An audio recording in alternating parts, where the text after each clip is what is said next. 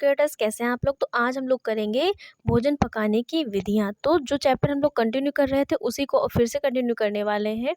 और इस चैप्टर में 2 क्लासेस, 1 से 2 क्लासेस आप लोगों की हो चुकी हैं। तो आज ये लगभग तीसरी क्लास होने वाली है। तो आज हम लोग करेंगे भोजन पकाने की विधियाँ पढ़ेंगे कि भोजन पकाने की कौन-कौन सी विधियाँ होती हैं, किन-किन विधियों के माध्यम से भोजन को पकाया जा सकता है। तो मुख्य 4 विधियाँ हैं। कितनी विधियाँ हैं? 4। पहली है जल द्वारा, दूसरी है चिकनाई द्वारा, तीसरी है भाप द्वारा और चौथी है सेंकने एवं भूनने के द्वारा। तो भोजन पकाने की कितनी विधियाँ हैं? 4 विधियाँ। और हर एक विधि के अंदर भी क्या है, एक विधि जो है जैसे जल द्वारा पकाने की विधि है तो इसको भी अलग-अलग प्रकार से जो है डिवाइड कर दिया गया है। जल द्वारा भोजन पकाना भी कई प्रकार से जल के द्वारा पकाया जाता है। जैसे कि जल द्वारा भोजन पकाना में क्या होता है, उबाल कर भोजन को पकाया जाता है जल में, मंद आँच पर जल पर पकाया जाता है और तीव्र आँच पर जल पर पकाया जाता है। तो जल द्वारा भोजन पकाने की जो विधि है उसको सब जो मेथड है उसमें बाँट दिया गया है और उसके अंदर 3 विधियों को ऐड कर दिया गया है जल द्वारा पकाने की।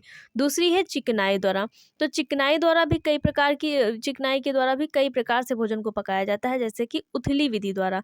मतलब जब हम लोग क्या करते हैं, जब बहुत कम तेल का प्रयोग करके भोज्य पदार्थ को पकाते हैं, जैसे कि समझ लीजिए पराठा पका रहे हैं तो उसमें जो भोज्य पदार्थ है वो तेल में नहीं डूबता है बल्कि ऊपर उसमें तेल लगाया जाता है। तो ये जो उथली विधि है इसमें आती है। गहरी विधि का मतलब होता है जब हमारा भोज्य पदार्थ पूर्णतः वो उस तेल में डूब जाए, जैसे कि कचौड़ी बनाते हैं, समोसे बनाते हैं, ये सब क्या है, गहरी विधि है चिकनाई द्वारा पकाने की। शुष्क विधि का मतलब होता है कि एकदम हल्का सा 1 से 2 बूंद तेल का प्रयोग करेंगे, 2 से 3, और उसी में हम लोग क्या करेंगे, भोजन को पकाएंगे। या फिर ये भी नहीं करेंगे, जो भी भोज्य पदार्थ पका रहे हैं वो उसी में से तेल निकलेगा और वो उसी तेल में क्या करेंगे, स्वयं से उस भोज्य पदार्थ में तेल निकलेगा और उसी तेल में वो भोज्य पदार्थ पक जाएगा। जैसे कि जब हम लोग मूंगफली को रोस्ट करते हैं तो ऐसे ही करते हैं और उसमें स्वयं से क्या होता है, हल्का हल्का तेल निकलता है गर्म करने पर और उससे ही वो रोस्ट हो जाती है।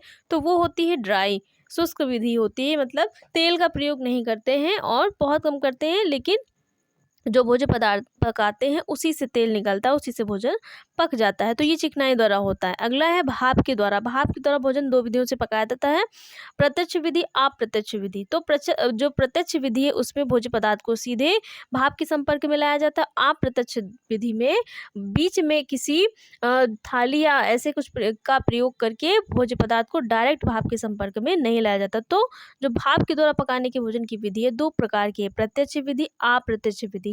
भूनने एवं सेकने के द्वारा भोजन को पकाना। तो भूनने एवं सेकने के द्वारा भोजन भी 2 प्रकार से पकाया जाता है। एक तो आँच के प्रत्यक्ष संपर्क में ला करके और दूसरा है भट्टी या तंदूर में। आँच के प्रत्यक्ष संपर्क में लाएंगे लेकिन आँच में डालेंगे नहीं। मतलब जैसे कि हम लोग रोटी चूल्हे में कभी देखा होगा, रोटी सेकी जाती है तो आँच के संपर्क में, मतलब आँच के संपर्क में ला करके रोटी को सेक लिया जाता है और बाहर निकाल लिया जाता है। लेकिन जब भट्टे तंदूर की बात आती है तो जो कोयला जो होता है, जो जलता हुआ कोयला होता है, उसी में डाल दिया जाता है। भट्टे तंदूर के अंदर जो लगाया जाता है तंदूर, वो जलते हुए कोयले के अंदर लगाया जाता है, उसी में जो तंदूर पकाए जाते हैं वो डाल दी जाती है। तो भट्टी तंदूर क्या मतलब होता है, उसी में आग में डाल दिया जाएगा। और आँच के प्रत्यक्ष संपर्क में लाने का मतलब आँच के संपर्क में ला करके भोजन को पकाया जाता है। आग में डालना और संपर्क में ला करके पकाना दोनों अलग अलग विधियाँ हैं। तो इतना हम लोग समझ लिया, थोड़ा ऊपर ऊपर हम लोगों ने समझ लिया। अब एक एक विधि को बहुत अच्छे से समझते हैं। पहली विधि कौन सी है? जल द्वारा। तो जल द्वारा किस प्रकार से पकाएंगे? जल के द्वारा अधिकांश भोज्य सामग्रियों को पकाने का कार्य किया जाता है। जल की सहायता से भोजन को निम्न विधियों के द्वारा बनाया जाता है, जिनमें से पहली विधि कौन सी है? उबालना। तो उबालने का मतलब होता है भोज्य पदार्थ को पानी में डालेंगे और उबालेंगे, उबाल करके भोज्य पदार्थ को खाया जाएगा पानी में। तो उबालकर भोजन को पकाना अत्यंत सरल और स्वास्थ्य की दृष्टि से अच्छा भी होता है। उबालकर भोजन निर्माण करने की विधि अत्यंत प्राचीन विधि है। तो ये भी क्वेश्चन आ सकता है कि भोजन को पकाने की सबसे प्राचीन विधि कौन सी है? तो उबालना जो है वो है। इस विधि के अंतर्गत खाद्य सामग्री को पर्याप्त जल की उपस्थिति में उबालकर पकाया जाता है। जब पानी उबलने लगे तो उसमें खाद्य सामग्री डाल दी जाती है और पकने दिया जाता है। इस विधि से खाद्य सामग्री को पकाते समय जिस बात पर विशेष रूप से ध्यान दिया जाता है वो होती है जल की मात्रा। मतलब इस विधि में जो भोजन पकाया जाता है भोजन और जल, भोजन क्या होता है, जल जो होता है उसके अंदर भोजन होता है, जल ऊपर होता है। तो ऊपर जल होगा, जैसे कि हम लोग कैसे पकाते हैं, चावल, चावल उबालने की विधि के माध्यम से ही पकाए जाते हैं। तो जब चावल डालते हैं तो चावलों के ऊपर पानी होता है और चावल उसी में उबल रहे होते हैं। तो ये भी क्या है, उबालने की विधि के द्वारा पकाने की एक विधि है, जिसमें चावल जिस विधि में हम लोग पकाते हैं। तो इसमें इस बात का विशेष रूप से ध्यान दिया जाता है कि वह जल की मात्रा, कि जल की मात्रा पर विशेष ध्यान दिया जाता है। जल की मात्रा उतनी ही रखी जाए जितने में भोजन पक जाए, क्योंकि यदि भोजन को उबालकर अतिरिक्त जल को निथार दिया जाएगा तो उसके साथ पोषक तत्वों के नष्ट होने का भय भी रहता है। तो जल इतना ही प्रयोग करें कि भोज्य सामग्री जो हमारी है अच्छी प्रकार से पक जाए और जल को फेंकना ना पड़े। पौष्टिक तत्वों के संरक्षण और भोजन की पौष्टिकता को बरकरार रखने के लिए भोजन को ढककर निर्मित किया जाना चाहिए। भोजन को कैसे पकाना चाहिए, ढक कर पकाना चाहिए, जिससे उसमें जो पौष्टिक तत्व हैं वो बने रहें। इसी विधि में ताप तीव्र रखा जाता है और जो उबालने की विधि है इसमें जो टेम्परेचर होता है पानी का वो बहुत ज़्यादा होता है, जिस पर भोजन जो है उबलता है। 100 डिग्री टेम्परेचर पर जो जल है वो उबलता है, तो इसी टेम्परेचर पर क्या होता है, भोजन जो हमारा है वो पकता है। दूसरी है मंद आंच पर उबालना, दूसरी कौन सी है, मंद आंच पर उबालना। तो ये भी जल के द्वारा पकाने की एक विधि है। मंद आंच पर, उस जो उबालने वाली विधि है उसमें हम लोग टेम्परेचर को बहुत हाई लेवल पर कर रहे थे, जो जल है एकदम खौल रहा होगा, पानी खौल रहा होगा, उस खौलते हुए पानी में भोजन पकेगा। लेकिन दूसरी कौन सी है, मंद आंच पर उबालना। तो यहाँ पर जो हमारा जल उबलेगा उसके जो बुलबुले होंगे, जो बबल्स होंगे वो जल के नीचे, मतलब जो बर्तन होगा उसकी तली में छोटे छोटे बुलबुले उठते हैं और ऊपर नहीं जाते हैं, नीचे ही जो है उठते रहते हैं। तो मंद आंच पर उबालना क्या है, मंद आग पर भोजन निर्मित किया जाता है। इसमें जल को पूरी तरह से उबाला नहीं जाता है। पानी में बुलबुले उठने लगे तो इसमें खाद्य सामग्री डाली जाती है। इस विधि के द्वारा भोजन निर्मित करने में समय अधिक लगता है। तो मंद आंच पर पकाने की जो विधि है इसमें क्या होता है, अधिक समय लगता है, क्योंकि इसमें जो ताप है उसका प्रयोग कम किया जाता है।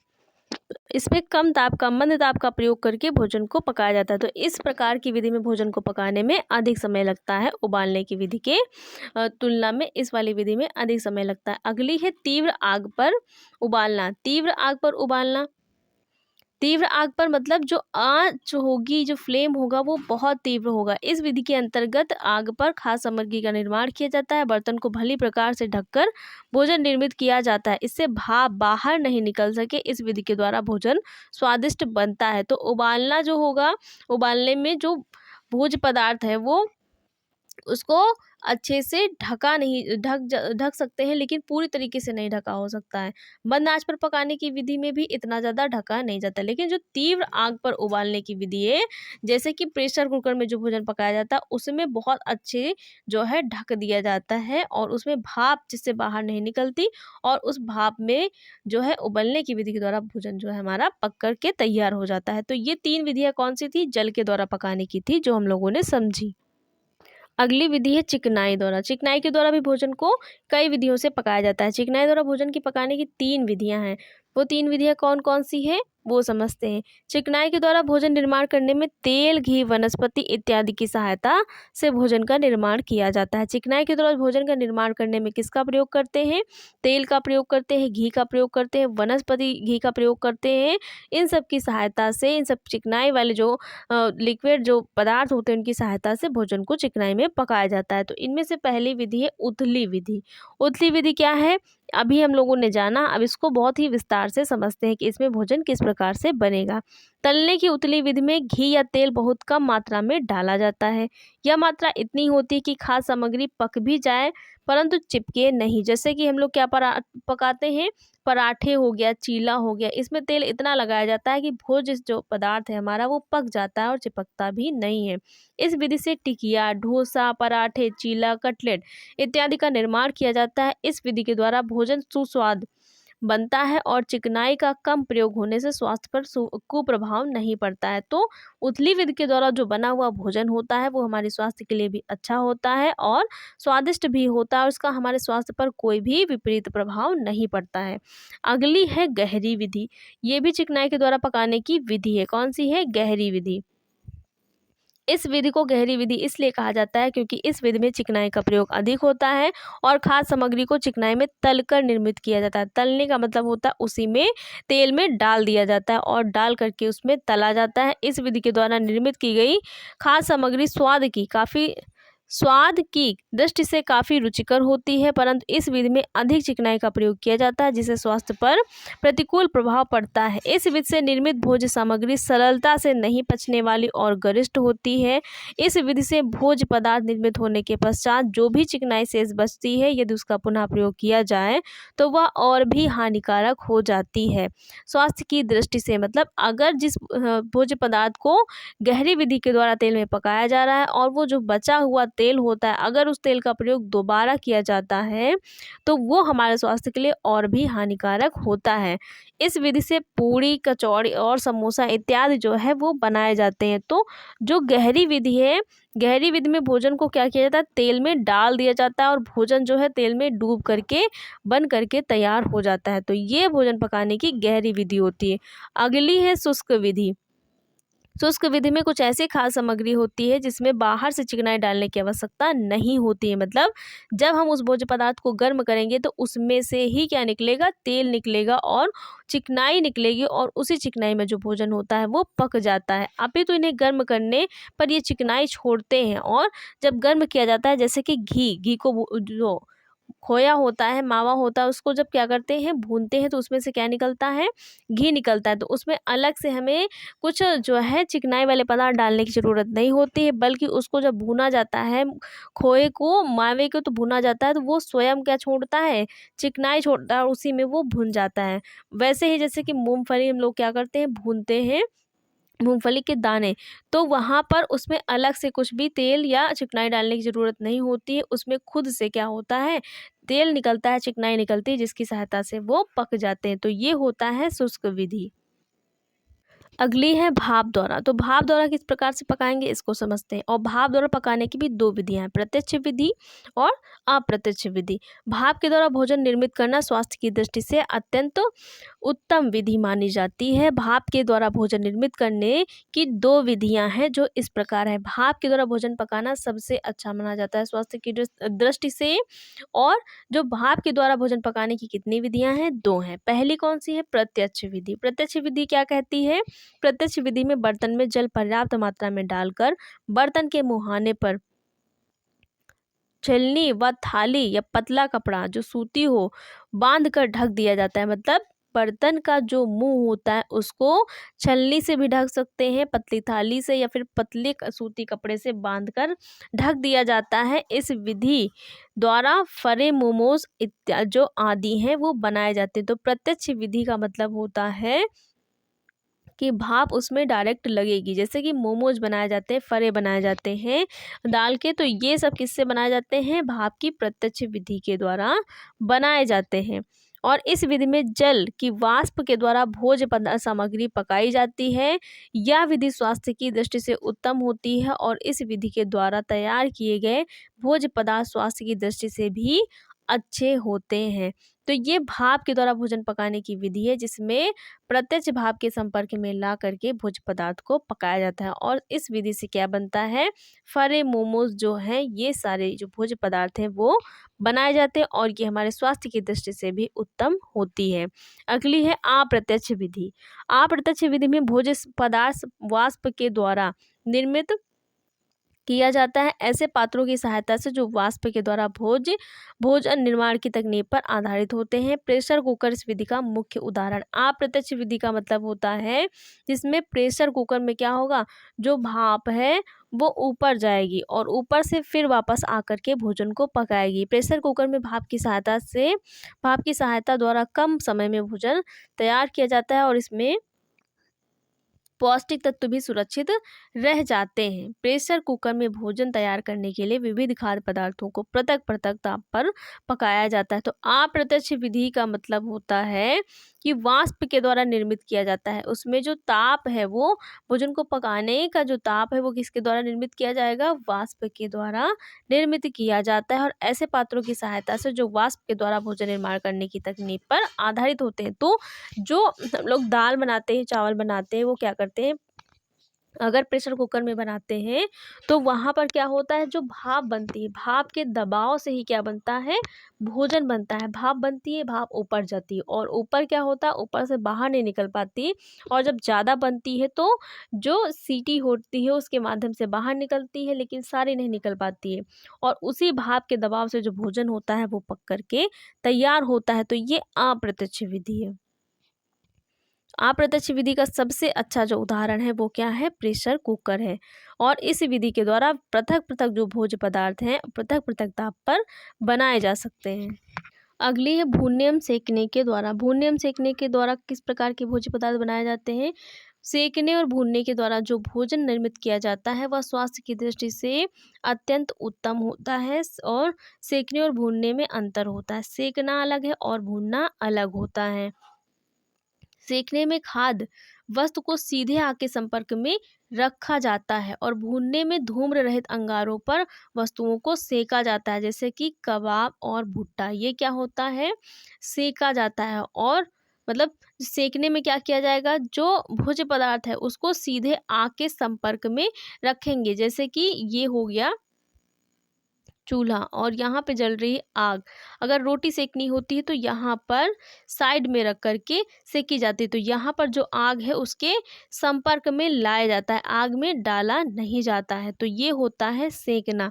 और भूनने में अंतर होता है। तो सेकना क्या है, प्रत्यक्ष आग के संपर्क में लाया जाएगा। भूनने में धूम्र रहित अंगारों पर वस्तुओं को सेका जाता है, जैसे कि कर सकते हैं कि आपका कबाब हो गया, भुट्टा हो गया। तो ये क्या होता है, ये सेका जाता है। यहाँ पर डायरेक्ट प्रत्यक्ष आग के संपर्क में लाया जाता है। और भूनने में क्या होता है, भूनना दो प्रकार का होता है। एक होता है आँच के प्रत्यक्ष के द्वारा जो है संपर्क में ला करके, एक होता है अप्रत्यक्ष। तो भूनने में जैसे हम लोग भूनते हैं, चने भूनते हैं। चने क्या होता है, जब भुनाने ले जाते हो तो जो भूनने वाला होता है वो क्या करता है, नीचे आग जलाता है, ऊपर कढ़ाई रखता है, उस पे क्या रखता है, बालू डालता है या फिर ऐसी सामग्री डालता है जिसमें भोज्य पदार्थ है वो भुन जाए। उसके ऊपर क्या डालता है, उस खाद्य सामग्री को डालता है और फिर भूनता है। जैसे कि इसका उदाहरण है चना। तो चना क्या है, एक प्रकार से भूनने का उदाहरण है। यहाँ पर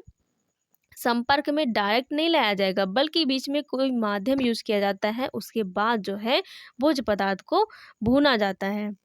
आँच के प्रत्यक्ष द्वारा, तो सीधी आंच में भोजन को बिना किसी जल या चिकनाई की सहायता के पकाया जाता है। इसमें रेत या बालू की सहायता से भूनने की क्रिया संपादित की जाती है। तो आंच के प्रत्यक्ष के द्वारा क्या होता है कि जैसे कि सीधी आंच सीधी आंच में भोजन को बिना किसी जल या चिकनाई की सहायता से पकाया जाता है। इसमें रेत या बालू की सहायता से भूनने की क्रिया संपादित की जाती है, जैसे कि चना, जौ आदि एवं शकरकंदी, मतलब उसी रेत में डाल दिया जाता है डायरेक्ट। तो ये क्या होता है, आंच के प्रत्यक्ष द्वारा।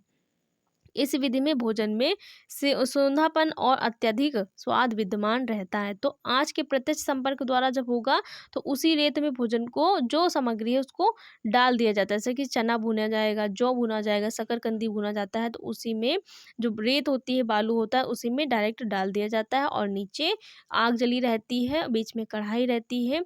उसके ऊपर जब जो भी भोज्य पदार्थ है वो सेक लिया जाता है, भून लिया जाता है। भट्टी एवं तंदूर में, तो भट्टी और तंदूर में क्या होता है, डायरेक्ट आग में जैसे कि डालते हैं। भट्टी तंदूर में शुष्क आग की सहायता से भोजन निर्माण की प्रक्रिया संपन्न की जाती है। भट्टी में विविध प्रकार के बिस्किट, पेस्ट्री, डबल रोटी, ब्रेड इत्यादि का निर्माण किया जाता है। भट्टियों में विविध प्रकार की नान बनाई जाती है। घरों में ओवन और तंदूर का प्रयोग किया जाता है, जिसमें केक, पेस्ट्री और पिज्ज़ा, नान, खटाई इत्यादि को निर्मित किया जाता है। इस विधि से निर्मित भोज्य पदार्थों में सोंधापन होता है और स्वास्थ्य पर भी किसी प्रकार का कोई प्रभाव नहीं पड़ता है, क्योंकि इसमें क्या होता है, तेल की बहुत अधिक मात्रा का प्रयोग नहीं होता है, बल्कि कम शुष्क मात्रा का, मतलब बहुत ही कम मात्रा का प्रयोग करके या फिर तेल का प्रयोग ना करके जो है भोज्य पदार्थ को पकाया जाता है। तो ये होता है भूनना और सेकना। सेकने में क्या होगा, आग के प्रत्यक्ष संपर्क में लाएंगे। और भूनना भी दो प्रकार का होता है, प्रत्यक्ष होगा और अप्रत्यक्ष होगा। तो भूनने में जो है डायरेक्ट भी डाल सकते हैं, और जैसे कि रेत में डाल के सेक लिया और भून लिया, या फिर जो है किसी माध्यम का प्रयोग करेंगे बीच में, तब जा कर के भूना जाता है भोज्य पदार्थ को। आज समझते हैं पाक क्रिया का विविध पोषक तत्वों पर प्रभाव। यह जानना महत्वपूर्ण होता है कि विविध प्रकार के पोषक तत्वों पर पाक क्रिया का क्या प्रभाव पड़ता है, जिससे भोज्य पदार्थों में विद्यमान पोषक तत्वों का अधिकतम शरीर को प्राप्त हो सके। निम्नलिखित पोषक तत्वों पर पाक क्रिया का प्रभाव इस प्रकार है, मतलब जब हम भोजन को पका रहे हैं तो उसके जो पोषक तत्व है वो उन पर हमारे जो पकाने का प्रभाव है, ताप का प्रभाव है, वो कितना पड़ रहा है और उस ताप से जो भोज्य पदार्थ में पोषक तत्व हैं वो कितनी मात्रा में प्रभावित हो रहे हैं, नष्ट हो रहे हैं या फिर उसमें कितनी मात्रा में विद्यमान रहेंगे, जिनका हमारे स्वास्थ्य पर या हमारे शरीर से बहुत ही अधिक संबंध होता है और उन्हीं से क्या होता है, हमारे शरीर को पोषण प्राप्त होता है। तो भोज्य पदार्थ में जो पोषक तत्व होते हैं वही हमारी हेल्थ को बहुत ही अच्छा करते हैं। तो पाक क्रिया का पोषक तत्वों पर क्या प्रभाव पड़ता है, इसको जानते हैं। पहला है कार्बोहाइड्रेट पर पाक क्रिया का प्रभाव, दूसरा है प्रोटीन पर पाक क्रिया का प्रभाव, तीसरा है वसा पर पाक क्रिया का प्रभाव, चौथा है विटामिन पर पाक क्रिया का प्रभाव और पांचवा है खनिज लवण पर पाक क्रिया का प्रभाव। तो इन सभी पोषक तत्वों पर भोज्य पदार्थ को पकाने की जो प्रक्रिया है उनका प्रभाव पड़ता है, जिसमें से पहला हम लोग जानते हैं कार्बोहाइड्रेट पर पाक क्रिया का प्रभाव। मतलब भोज्य पदार्थ में जो कार्बोहाइड्रेट उपस्थित होता है उसको जब हम भोज्य पदार्थ को आग पर पकाते हैं, आंच के संपर्क में लेकर के पकाते हैं, तो कार्बोहाइड्रेट किस प्रकार से प्रभावित होता है। कार्बोहाइड्रेट भोज्य पदार्थों में शर्करा स्टार्च के रूप में विद्यमान रहती है। यह तत्व पकाने पर मुलायम हो जाती है। कैसी हो जाती है? मुलायम और फूल जाती है, जिससे इसका पाचन सरल हो जाता है। स्टार्च को क्वथनांक बिंदु तक उबालने पर उससे से सेलुलोज के कण अलग हो जाते हैं और यदि स्टार्च में कुछ मात्रा में ठंडा जल मिला दिया जाए तो स्टार्च के कण पृथक होकर लेई के समान हो जाते हैं। स्टार्च को जल के बिना पकाने पर इसका रंग हल्का बादामी या काला हो जाता है। जैसे कभी देखा होगा कि जल के बिना, जैसे गेहूँ है, गेहूँ को जब भुनवाने ले जाते हैं, कि जब गेहूँ को भुना के खाया जाता है तो उसका जो कलर होता है वो कैसा हो जाता है, हल्का बादामी या काला हो जाता है, क्योंकि गेहूँ में क्या होता है, स्टार्च होता है और उसी स्टार्च के कारण उसका जो कलर है वो बादामी या काला हो जाता है भुनाने पर। तो ताप के प्रभाव से स्टार्च डेक्सट्रीन में परिवर्तित हो जाता है। इस रूप में इसका पाचन शीघ्रता से होता है। इस प्रकार कार्बोहाइड्रेट पर विविध प्रकार की पाक क्रियाओं का अनुकूल प्रभाव पड़ता है और ताप के संपर्क में जो स्टार्च है वो किसमें परिवर्तित हो जाता है, डेक्सट्रीन में परिवर्तित हो जाता है, जिससे जो स्टार्च का पाचन है वो आसान हो जाता है और वो शीघ्रता से हमारे शरीर के द्वारा ग्रहण कर लिया जाता है। तो कार्बोहाइड्रेट पर इस प्रकार से पाक क्रिया का प्रभाव पड़ता है। अगला है प्रोटीन पर पाक क्रिया का प्रभाव। प्रोटीन वनस्पति तथा पशुओं से प्राप्त की जाती है। प्रोटीन पाक क्रिया का सकारात्मक प्रभाव पड़ता है और ताप के प्रभाव से सुपाच्य बन जाती है। पशुओं से प्राप्त होने वाली प्रोटीन ताप के प्रभाव से कठोर हो जाती है। जैसे कि अंडा, अगर अंडे को ताप के संपर्क में जब लाते हैं, तवे पर डाला जाता है, तो वो कैसा हो जाता है, पहले लिक्विड होता है लेकिन जैसे ही ताप के संपर्क में आता है वो कठोर हो जाता है, जम जाता है और उसका पाचन भी कठिन होता है। प्रोटीन को जल में पकाने पर इसमें उपस्थित प्रोटीन का कुछ भाग नष्ट हो जाता है। अगर प्रोटीन को जल में पकाया जाता है तो इसमें जो भाग होता है प्रोटीन का कुछ, वो नष्ट हो जाता है। अधिक मात्रा में जल का प्रयोग करके जल निकाल देने पर इसका पोषण मूल्य घट जाता है, क्योंकि जब जल में क्या होता है, जो अमीनो एसिड्स हैं वो कुछ मात्रा में घुल जाते हैं और जब उस जल को फेंक दिया जाता है या निकाल दिया जाता है तो वो भी उसके साथ बाहर निकल जाते हैं, जिसका जो प्रोटीन का मूल्य होता है भोज्य पदार्थ में वो घट जाता है। तो प्रोटीन जो है वो ताप के संपर्क में आकर कैसा हो जाएगा, जो जो पशुओं से प्राप्त होने वाली प्रोटीन होती है वो कठोर हो जाती है और जो वनस्पति प्रोटीन होती है, जो दालों से प्राप्त होने वाली प्रोटीन होती है वो कठोर नहीं होती है, बल्कि जो पशुओं से प्राप्त होने वाली प्रोटीन होती है वो ताप के संपर्क में आकर के कठोर हो जाती है। वसा पर पाक क्रिया का प्रभाव। वसा पर पाक क्रिया का प्रभाव नहीं पड़ता है। यह अधिक ताप पर निरंतर गर्म करने से वसा का एक नया यौगिक बन जाता है, जिसे एलीन कहा जाता है।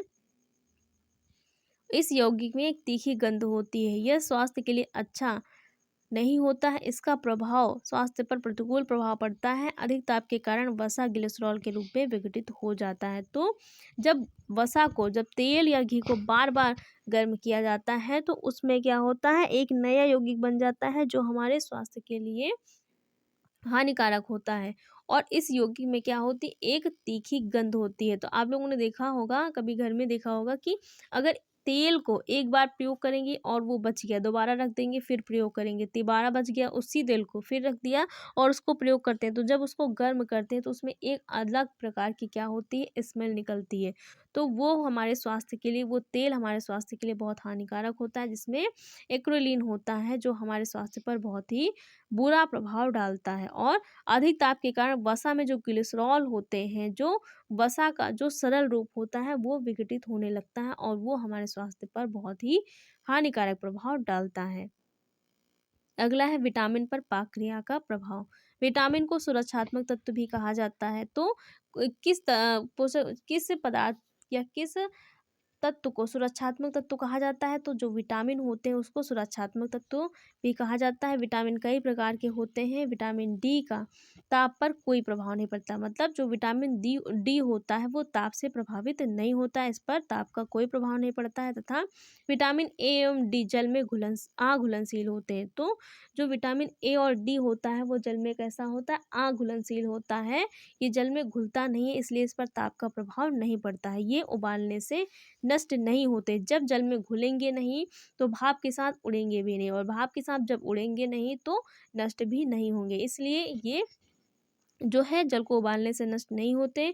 विटामिन ए वसा में घुलनशील विटामिन है, और ये किस में घुलता है, जो विटामिन ए होता है वो वसा में घुलता है, मतलब जैसे घी, तेल, ये सारी चीज़ें हो गई, इनमें घुलनशील होता है। अतः जब मक्खन ये को गर्म किया जाता है तो विटामिन ए नष्ट हो जाती है, और जब मक्खन को, बटर को बहुत अधिक तवे पर गर्म किया जाता है तो जो विटामिन ए होता है वो नष्ट हो जाता है। मक्खन में घी की अपेक्षा विटामिन ए अधिक होता है। तो जो मक्खन होता है वो कच्चा, मतलब कच्चे दूध से बनता है, इसलिए उसमें विटामिन ए अधिक होता है, और जो घी होता है वो क्रीम को पका करके निकाला जाता है, इसलिए इसमें विटामिन ए कम होता है। विटामिन बी पर पाक क्रिया का प्रतिकूल प्रभाव पड़ता है। पकाने पर इसकी मात्रा नष्ट हो जाती है, क्योंकि जो विटामिन बी होता है वो जल में घुलनशील होता है, और घुलने से क्या होता है, वो भाप के साथ उड़ने लगता है, इसलिए इस पर पाक क्रिया का प्रतिकूल प्रभाव पड़ता है, और पकाने की जो मात्रा है वो नष्ट हो जाती है। संरक्षण के कारण भी विटामिन बी की मात्रा आंशिक रूप से नष्ट हो जाती है। सोडा, बेकिंग पाउडर, खमीर का भोजन निर्माण में प्रयोग किया जाता है तो भी विटामिन बी की कुछ मात्रा नष्ट हो जाती है। अगर किसी भोज्य पदार्थ में बहुत ज़्यादा खमीर और इन सब चीज़ों का प्रयोग किया जाता है तो उसमें जो विटामिन बी होता है वो नष्ट हो जाता है।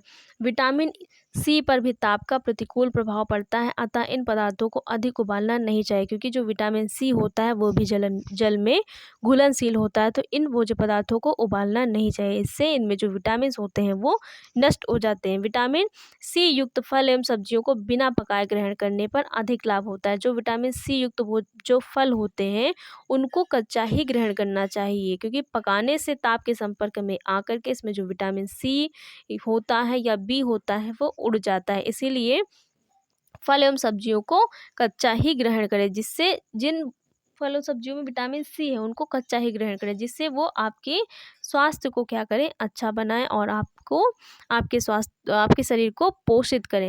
विटामिन सी युक्त खाद्य पदार्थों को ना तो अधिक समय तक जल में भिगोकर रखना चाहिए और ना ही अधिक धोना चाहिए। धोने से भी ये पानी में घुल करके पानी के साथ बह जाते हैं। अगला है खनिज लवण पर पाक क्रिया का प्रभाव। खनिज लवण पर भी पाक क्रिया का प्रतिकूल प्रभाव पड़ता है। अधिकांशतः खनिज जल में घुलनशील होते हैं, जिनके अत्यधिक धोने की क्रिया के कारण नष्ट होने की संभावना रहती है। सब्जियों को पकाने से पूर्व अधिक समय तक काट कर नहीं रखना चाहिए। फल सब्जियों को काटने एवं छीलने से पूर्व ठीक प्रकार से धो लेना चाहिए। तो जो हरी सब्जियां होती हैं उनको काटने एवं छीलने से पहले जो अच्छी प्रकार से धुल लेना चाहिए, और काटने के बाद तो धुलना ही नहीं चाहिए। छीलने के बाद एक बार धुल भी सकते हैं, लेकिन काटने के बाद हरी सब्जियों को धुलना नहीं चाहिए। फल और सब्जियों को छीलकर एवं काटकर धोने से बहुत खनिज लवण नष्ट हो जाते हैं। इस प्रकार स्पष्ट है कि यदि सावधानीपूर्वक भोजन पकाया जाए तो खाद्य सामग्री के खनिज लवणों को नष्ट होने से बचाया जा सकता है। तो इन सब बातों का ध्यान रख के भोजन में जो पौष्टिक तत्व हैं उन पर जो ताप का प्रभाव पड़ता है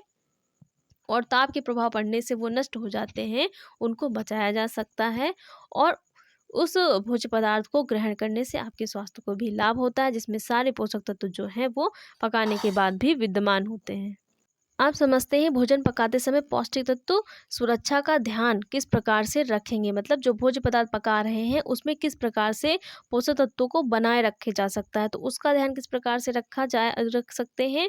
भोजन पकाते समय पौष्टिक तत्वों की सुरक्षा का ध्यान निम्नलिखित प्रकार से रखा जाना चाहिए। पहला है, जहाँ तक संभव हो सके सब्जियों को छिलके सहित पकाया जाना चाहिए। यदि छिलका कड़ा हो तो उसे उतार कर सब्जी भी बनाई जानी चाहिए। मतलब अगर छिलका कड़ा है तो आप उस छिलकों को उतार करके उसकी भी सब्जी बनाएं, और जो भी भोज्य पदार्थ का छिलका उतार रहे हैं, उतारने के बाद अंदर का जो निकलेगा, जो सब्जी निकलेगी उसको भी बनाएं, और छिलके का प्रयोग भी करें, उस छिलके से भी सब्जी बनाएं, जिससे क्या होगा उसमें जो पोषक तत्व होंगे वो भी आपको मिल जाएंगे। सब्जियों का छिलका मोटा हो तो उसे इस प्रकार उतारें जिससे पौष्टिक तत्व नष्ट ना हो, मतलब बहुत ही पतला छिलका निकालें जिसमें उसमें जो पौष्टिक तत्व विद्यमान है वो छिलके के साथ ना जाएं।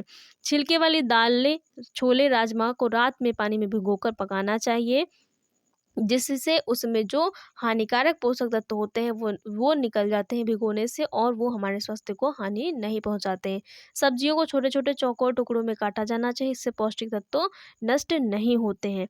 रसोई की स्वच्छता पर पूर्ण ध्यान दिया जाना चाहिए। पकाए गए भोजन को सदैव ढककर रखना चाहिए। कोई भी भोज्य पदार्थ हो, किसी भी प्रकार का भोज्य पदार्थ हो, वो हमेशा सदैव ढककर ही पकाया जाना चाहिए। आटे को बिना छाने उपयोग करना चाहिए। आटे की भूसी कब्ज दूर करती है। भोजन को ताज़ा ही ग्रहण किया जाना चाहिए। बासी भोजन ग्रहण करने से भी व्यक्ति बीमार पड़ता है, उसके स्वास्थ्य को हानि होती है और वो बहुत सारी बीमारियों से ग्रस्त हो सकता है। मिर्च मसालों का प्रयोग भोज्य पदार्थों में बहुत ही कम मात्रा में करना चाहिए। तेल का प्रयोग भी कम करना चाहिए, क्योंकि ज़्यादा तेल चिकना युक्त तो जो भोज्य पदार्थ होते हैं वो भी स्वास्थ्य को हानि पहुंचाते हैं। भोजन को बार बार गर्म नहीं करना चाहिए। बार बार गर्म करने से भोजन का स्वाद खराब हो जाता है, और उसमें जो वो हमारे स्वास्थ्य के लिए जो अच्छा नहीं होता, क्योंकि उसमें एक प्रकार का जो रासायनिक जो प्रतिक्रिया है वो होनी शुरू हो जाती है। भोजन निर्माण के लिए साफ सुथरे बर्तन का प्रयोग किया जाना चाहिए। भोज्य पदार्थों को ढककर पकाया जाना चाहिए, जिससे उसके पौष्टिक तत्व नष्ट ना हो। तेज आंच पर भोजन पकाने से उसमें विद्यमान पोषक तत्व वे नष्ट हो जाते हैं। मतलब भोजन को हमेशा एक मीडियम फ्लेम पर पकाना चाहिए। बहुत ज़्यादा तेज़ आंच पर पकाने से भी उसमें जो भोजन में जो पोषक तत्व होते हैं वो भी नष्ट होते हैं। तो भोजन को पकाने के लिए हमेशा मीडियम फ्लेम का प्रयोग करना चाहिए। खाने के रंग, सोडे इत्यादि का प्रयोग अधिक नहीं किया जाना चाहिए, क्योंकि ये हमारे हेल्थ के लिए अच्छे नहीं होते हैं, और इनमें कुछ ऐसे केमिकल्स होते हैं जो हमारे शरीर में जा कर के हमारे स्वास्थ्य को हानि पहुंचाते हैं। तो खाने के रंग, सोडे, जो सोडा होता है उसका भोजन में अत्यधिक प्रयोग नहीं करना चाहिए। सोडे को भोजन में डालने से जो भोजन में विटामिन बी होता है वो नष्ट हो जाता है। भोजन को ताज़ा ही ग्रहण किया जाना चाहिए। जहाँ तक संभव हो सके तुरंत जो पकाया हुआ भोजन है उसको ताज़ा ही ग्रहण किया जाना चाहिए। हरी सब्जियों को लोहे की कढ़ाई में बनाना चाहिए। हरी सब्जियों को किस में बनाना चाहिए? लोहे की कढ़ाई में बनाना चाहिए, जिससे आयरन भी उसमें मिल जाता है, और वो जो भोज्य पदार्थ है वो हमारी हेल्थ के लिए बहुत अच्छा होता है, उससे हमें आयरन भी मिलता है। तो जो हरी सब्जियां होती हैं उनको लोहे की कढ़ाई में ही बनाना चाहिए। रसोई घर की स्वच्छता पर विशेष ध्यान दिया जाना चाहिए। फल सब्जी काटने के लिए स्टील के चाकू का प्रयोग किया जाना चाहिए। लोहे के चाकू का प्रयोग नहीं करना चाहिए। तो फल सब्जियों को काटने की हमेशा कौन से चाकू का प्रयोग करना चाहिए? स्टील के चाकू का प्रयोग करना चाहिए। तो यहाँ तक जो चीज़ें हैं वो हम लोगों ने कवर कर ली हैं। तो आप लोगों को बहुत सारी चीज़ें समझ में आ गई होंगी। अगर नहीं आई हैं तो कमेंट करिएगा। आप लोगों को फिर से जो है क्लास एक ली जाएगी, उसमें सारी जो चीज़ें आप लोगों को नहीं समझ में आई हैं वो समझाई जाएंगी। तो गाइस, आप लोगों को क्लास कैसी लगी? अगर क्लास अच्छी लगी हो तो वीडियो को लाइक, शेयर, चैनल को सब्सक्राइब करिएगा। Thanks for watching guys.